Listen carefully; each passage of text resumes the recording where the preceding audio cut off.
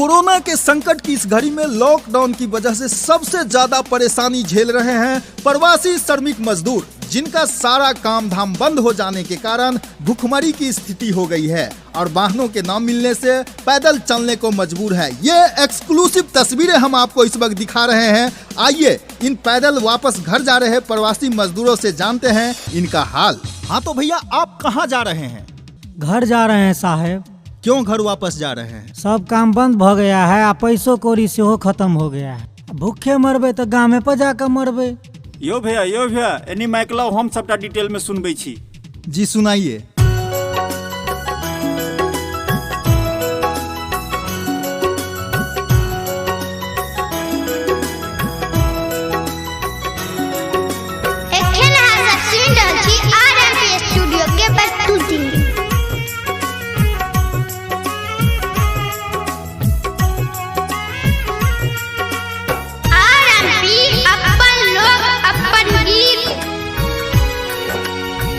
पेट के कारण तजने छलौ अपन गाम यो भैया, पेट के कारण तजने छलौ अपन गाम यो भैया। अब कोरोना छोड़लक सब काम धाम यो भैया, चीन के वायरसवा छोड़लक सब काम धाम यो भैया। अब कोरोना छोड़लक।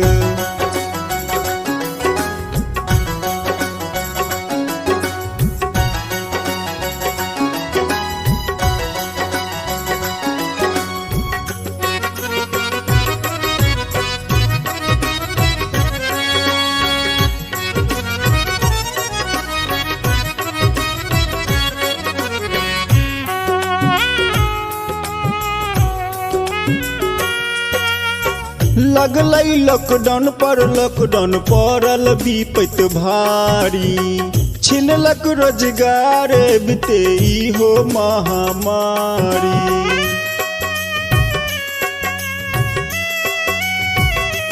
हाँ लगलै लॉकडाउन पड़ल विपत भारी, छिनलक रोजगार बीते हो महामारी। भूखल पियासल अब तक कोना रहते जानियो भैया, भूखल पियासल अब तक कोना रहते प्राणियो भैया। अब कोरोना छोड़लक सब काम धाम यो भैया, चीन के वायरसवा छोड़लक।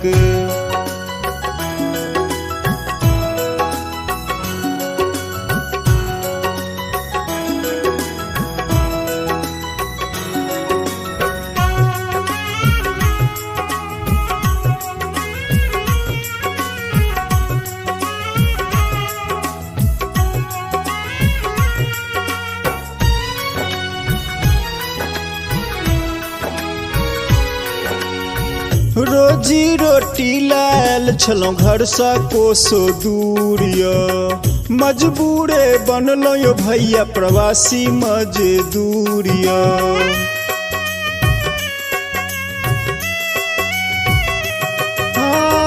रोजी रोटी लायल छलौ घर सा कोसो दूरिया, मजबूरे बनलो यो भैया प्रवासी मजदूरिया। हमर राज्य के सरकार किया छै सन जानियो भैया, हमर प्रांत के सरकार किया छै सन जानियो भैया। अब कोरोना छोड़लक सब काम धाम यो भैया, चीन के वायरसवा छोड़लक।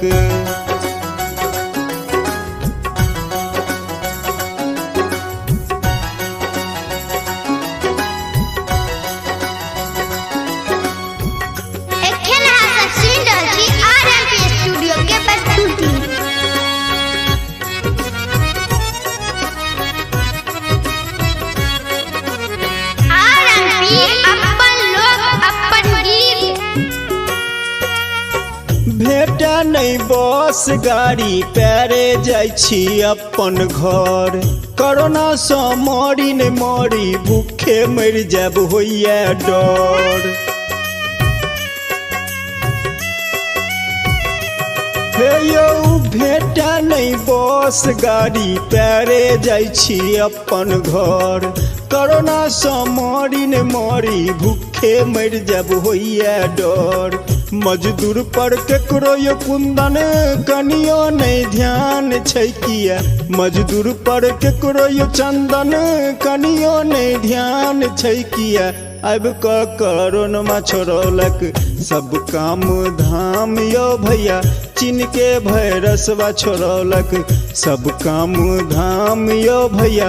अब कोरोना छोड़लक।